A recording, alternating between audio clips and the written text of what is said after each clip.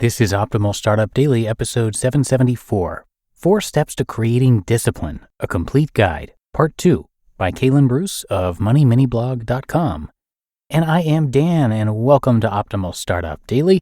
And if you were with me yesterday, you know that today is a continuation episode. So if you are new here or you're skipping around, I would recommend going back and listening to yesterday's episode first. That's episode 773. But if you're all caught up on that, then let's get right to part 2 and continue optimizing your life. 4 Steps to Creating Discipline, a Complete Guide, Part 2, by Kalen Bruce of MoneyMiniBlog.com. Looking back on it, I don't think basic training was the hardest thing I've ever done, but it was tough, and it was tedious. I also don't feel like I came out of basic training as a disciplined machine, but it did strengthen my discipline in many areas. It taught me to stay dedicated. I saw the physical progress from the workouts. I saw the mental progress from the classroom. I saw the spiritual progress from staying consistent with prayer and fellowship at the chapel on Sundays. Basic training taught me more about myself than anything, and that's really where I learned the value of consistency and dedication. Now I work full-time for the military, exercise at least 5 hours per week, write an hour each day, attend college classes, and help my wife take care of the laundry and dishes as well as our 5 children. Yes, I finally learned how to help with the laundry and dishes, among other things around the house. I'm not telling you all of this to say that I have everything figured out and my entire life is together. I'm telling you all of this to show that you can be really terrible at this discipline stuff and still manage to change your habits and obtain self-discipline. I don't think anyone would have expected me to be where I am now if they knew me when I was in my late teens and early 20s. That being said, I have learned one thing you don't do if you want to build discipline. Don't do too much. And step 4, don't go overboard. If you study discipline, you'll find that almost everyone agrees on this point. You don't want to try to build discipline in every area of your life at the same time. Want to start a new habit? Awesome. Want to start 20 at the same time? Why do you hate yourself? Start with one area and add one area at a time, slowly. Here are some common areas for discipline growth. Finances. Get out of debt. Invest for retirement. Create an emergency fund. Health. Lose weight, gain strength, quit smoking, break an addiction. Marriage. Spend more alone time with your spouse. Take an extended vacation together. Go on dates. Family. Cut back at work, spend more quality family time together, get out and do more stuff together. And personal. Read more books, increase prayer or meditation time, keep a productive morning routine. Some people may need to improve exact opposites.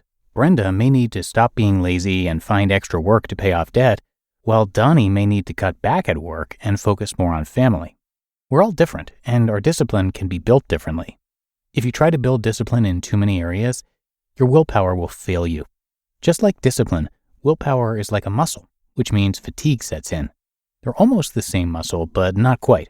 Discipline is about consistency over the long haul, while willpower is about each action you take. However, the energy to take action comes from the same place.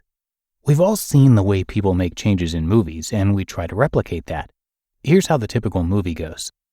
The young man is picked on one time too many, so he decides he's going to get in shape, lose weight, get stronger, or whatever the role calls for.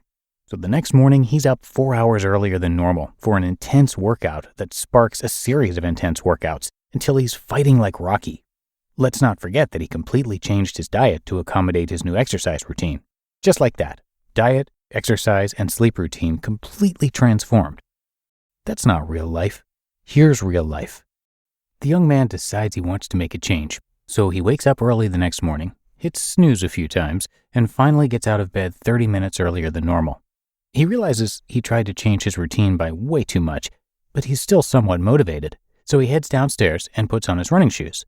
10 minutes into the workout, he realizes that it's been 2 years since he's run more than 20 steps, and his body starts hurting. Everything starts hurting. He then stops and starts walking back to his house. He gets back home and decides to try to keep this new routine going, so he makes a healthy breakfast. After eating some egg whites and broccoli, he realizes that he's still hungry, since he did just run for the first time in 2 years, so he grabs the nearest box of Lucky Charms and has his way with it. What happened there? Why did he seem to fail so badly, and why does this sound so familiar? Because he tried to change too much at once, and he was out of willpower almost as soon as he started. Hopefully, this is really how the second story ended. The young man realized he tried to change too much at once, started to learn more about discipline and willpower, and began making smaller changes. His next morning consisted of a 2-minute run. He slowly increased his run time over the course of the next 3 months until he could run a 5K without stopping. Happy now? I definitely feel better about his life. This example may be a bit extreme, but it's also real.